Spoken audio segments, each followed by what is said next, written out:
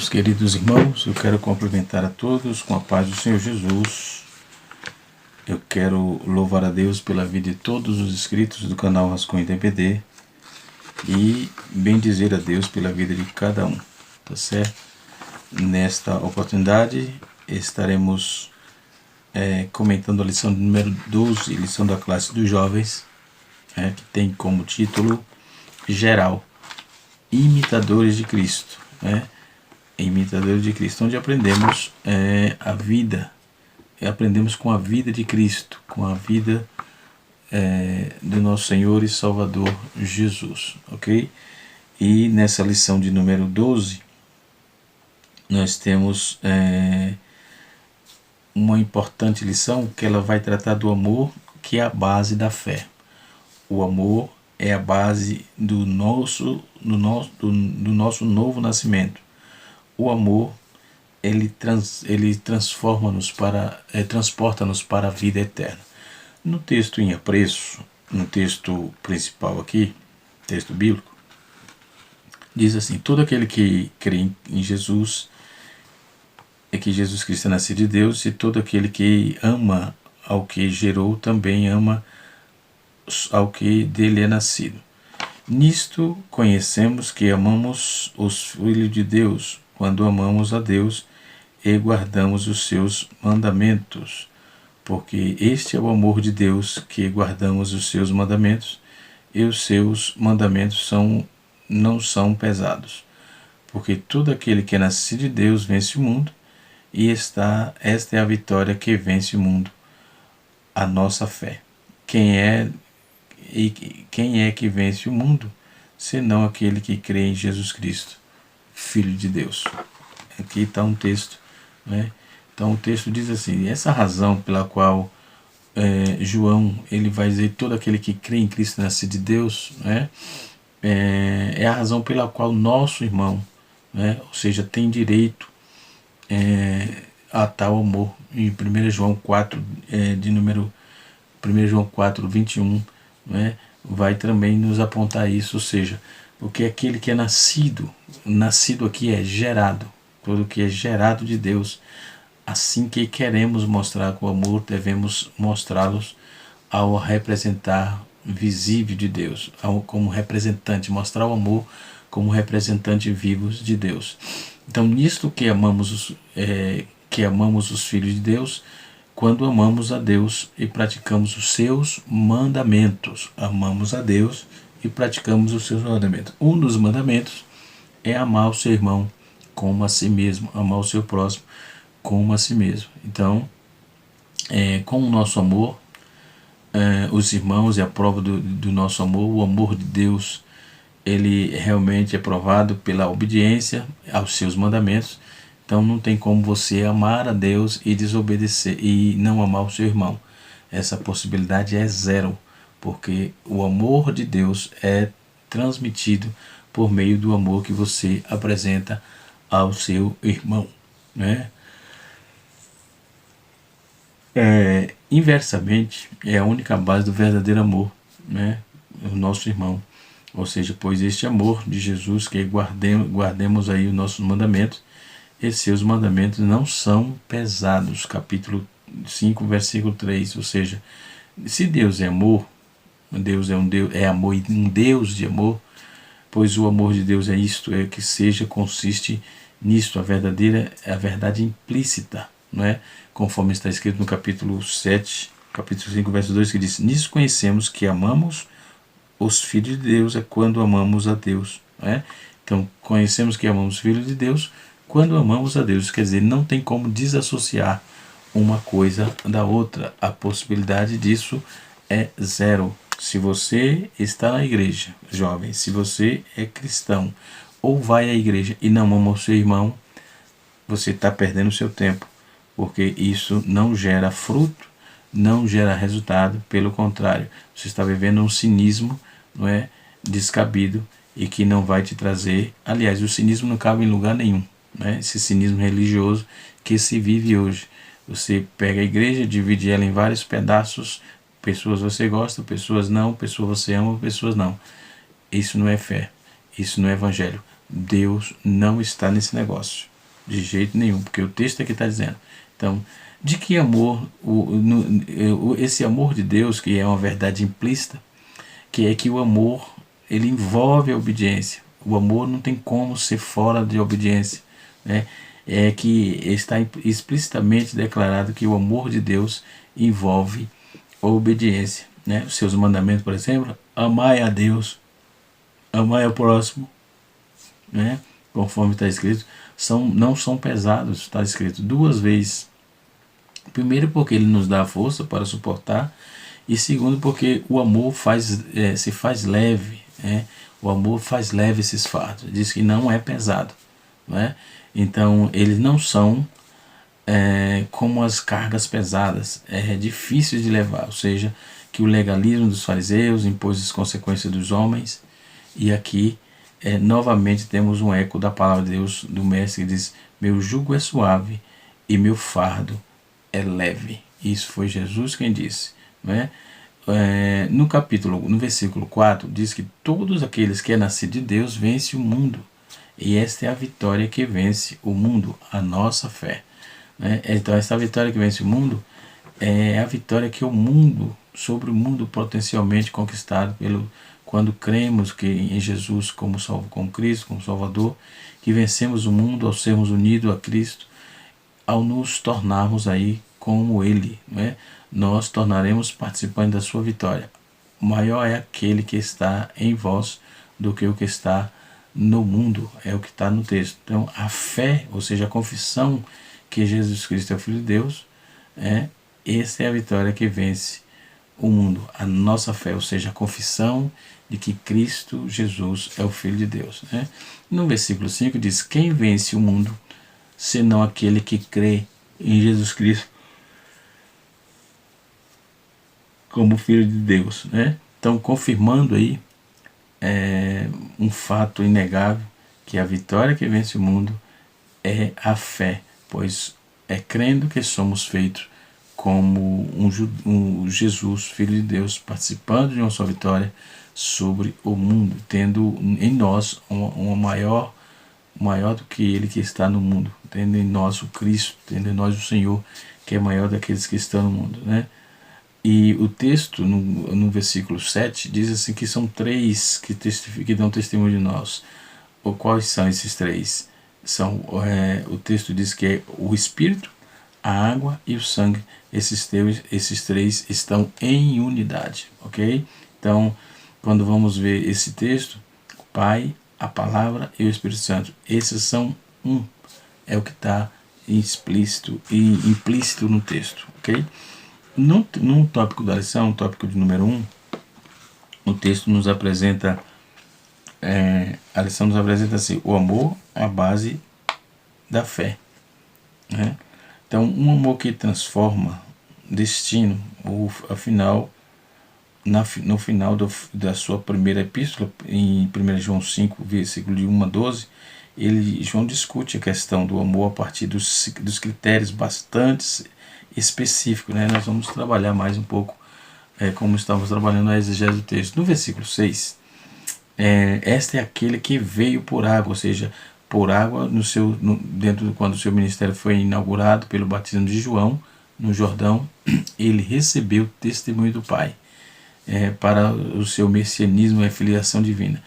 Quem crê em Jesus, quem crê que Jesus é o Filho de Deus, como o Espírito repousa sobre ele, eu vi o testemunhando, tenho que este é o Filho de Deus. Então esses 3 são os que testificam na terra. Por isso que o texto é muito claro: o Espírito, a água e o sangue, né? Então, que corresponde ao batismo nas águas e do Espírito Santo, ele institui com o selo permanente na união com ele, que temos com ele. Então, o sangue, ele veio pelo sangue da cruz, ele entrou de uma vez por todas no santuário e obteve a redenção eterna, né? Então, não pelo sangue de bode, de bezerros, mas sim pelo seu precioso sangue inocente vertido na cruz. Jesus Cristo, o Cristo, não é uma mera denominação, mas uma afirmação solene da pessoa do messianismo do messianismo de Cristo, da paz da pessoa e do messianismo de Jesus Cristo, né? O texto prossegue quando nos apresenta que as três estão em unidade, os três estão em unidade: a água, o Espírito e a palavra, né? E o sangue, aliás. Então, eles estão sempre, eles convergem, né, para uma única verdade, ou seja, Jesus, o Filho de Deus que veio de carne e osso, né?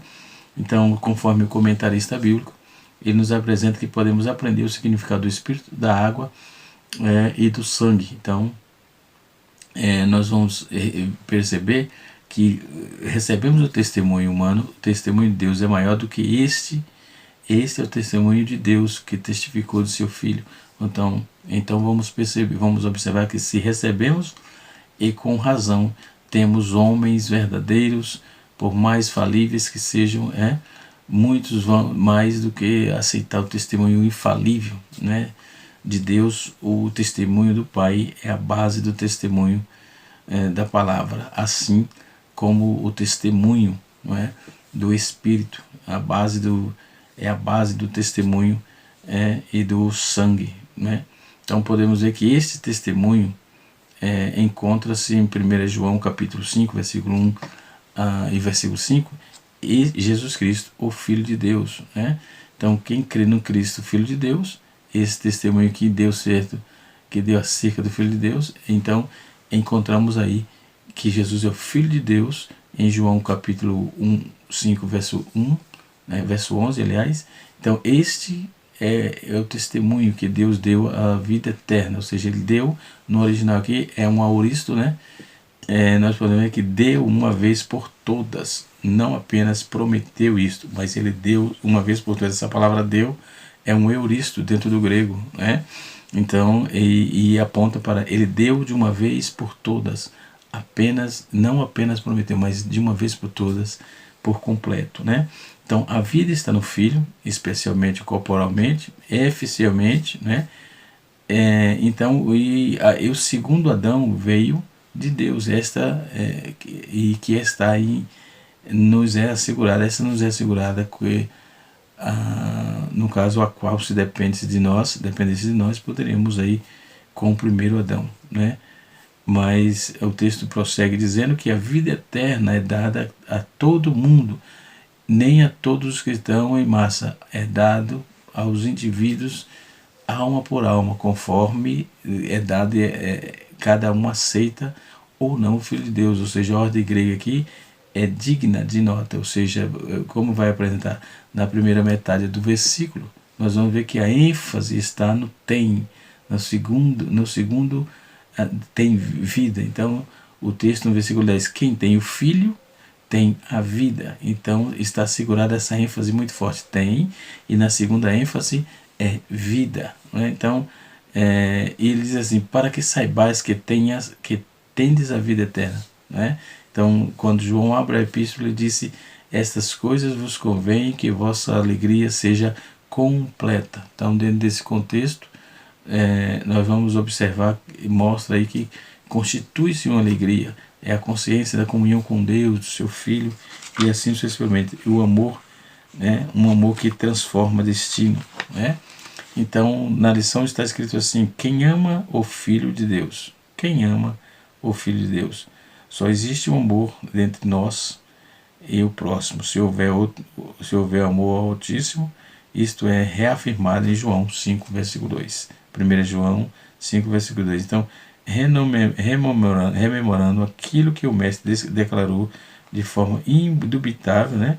Em Mateus 22, 37, 39, de forma que o amor, de forma de amor, né, apartada de Deus, não passa aí de manipulação. Fora disso, é manipulação emocional, né, que não traz nenhuma convenção, não traz nenhuma mudança, né, devido a esses apelos emocionais que existem, né?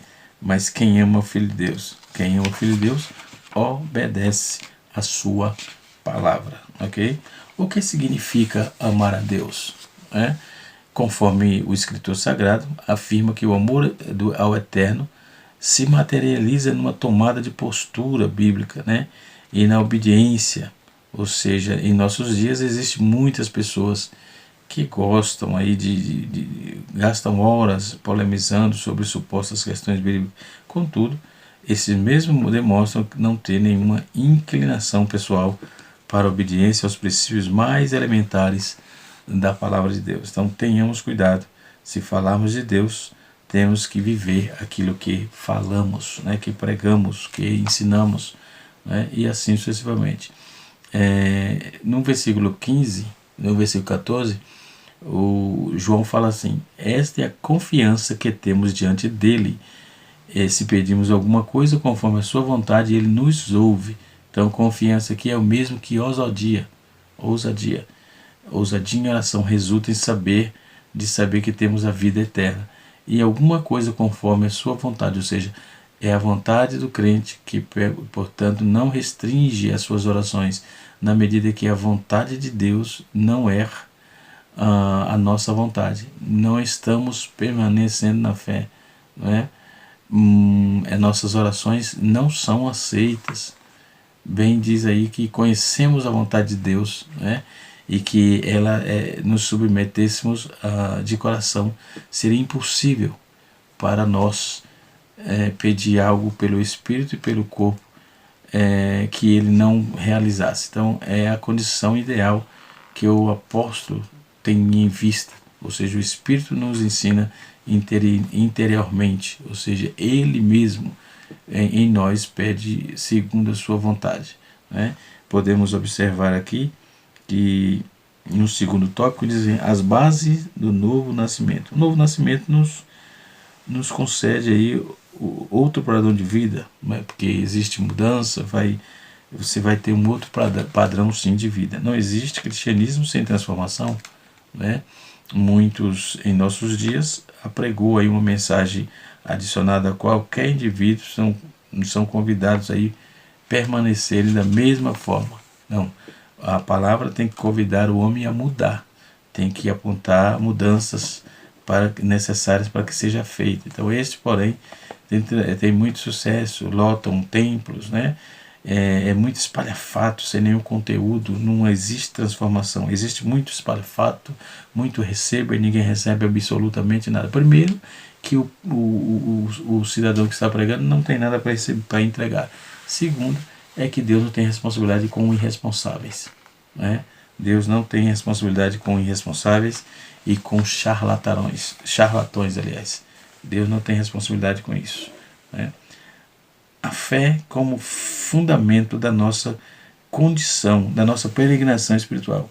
Como humanos frágeis, filho de Adão, qualquer confronto, né, entre nós e os demônios, a entidade diabólica que operam neste mundo, é desleal. Eles, como seres espirituais, podem tudo muito mais rápido, melhor do que nós. Então, diante dessa disparidade de força, nós temos que nos firmar em Cristo, viver a vontade de Cristo, viver o projeto de Cristo, o plano de Cristo na nossa vida, não é? Para que tenhamos sucesso na nossa caminhada de fé.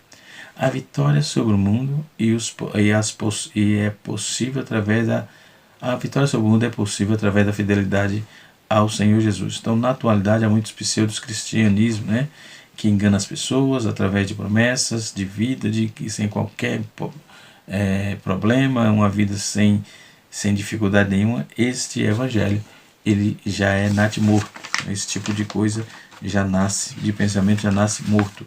Natimorto quer dizer nascer, né? Linguagem latina, ok? Em que a vida eterna? O que é a vida eterna?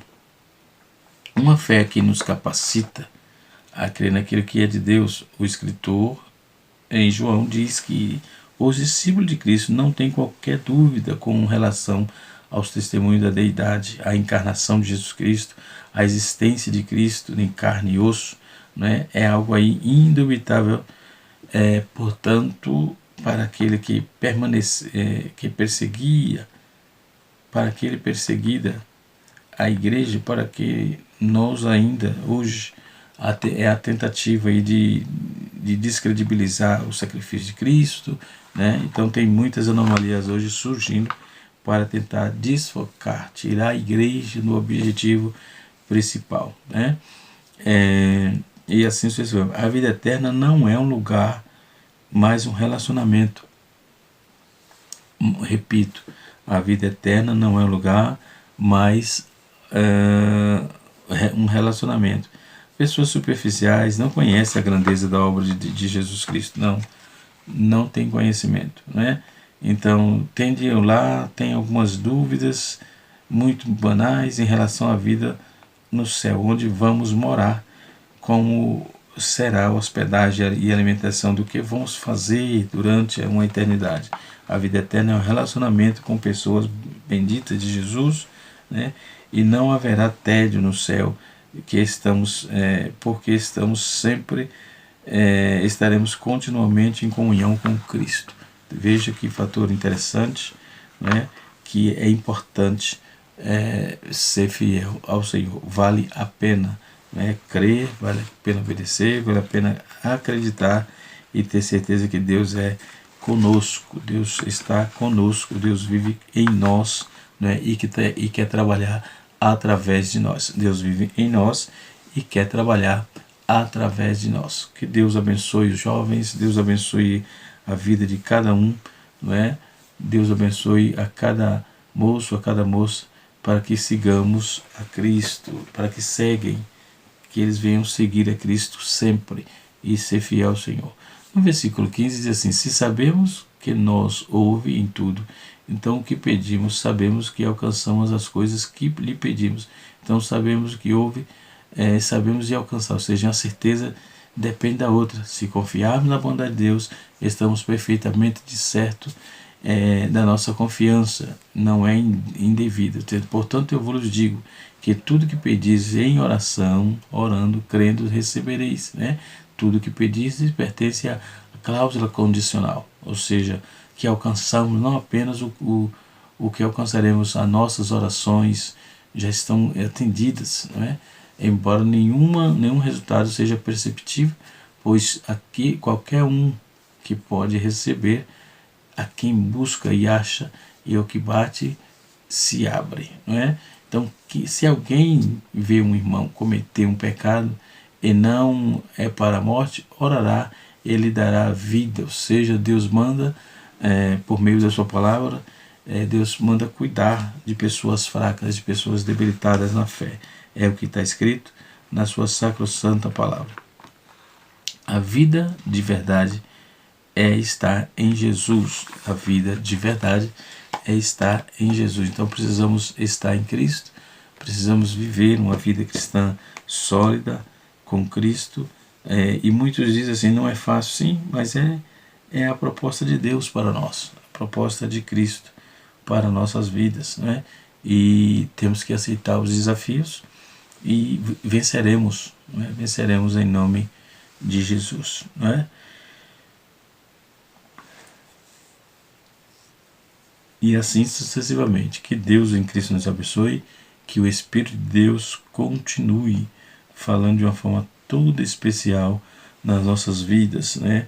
E vamos acreditar que tudo que o Senhor nos deu é para o desenvolvimento da sua santa obra na nossa vida, ok? Nós vamos observar que todo o contexto da nossa leitura, da nossa lição, ela aponta para uma mudança, né? Aponta para uma necessidade de mudar, né? De não viver numa mesmice, de não viver numa condição de fracassados na fé. Não, nós não vamos estar mendigando graça não, porque Deus tem coisas grandes e poderosíssimas, grandiosas para nos entregar, tá certo? Deus abençoe a todos. Canal Rascunho da IBD, ensinando para transformar vidas.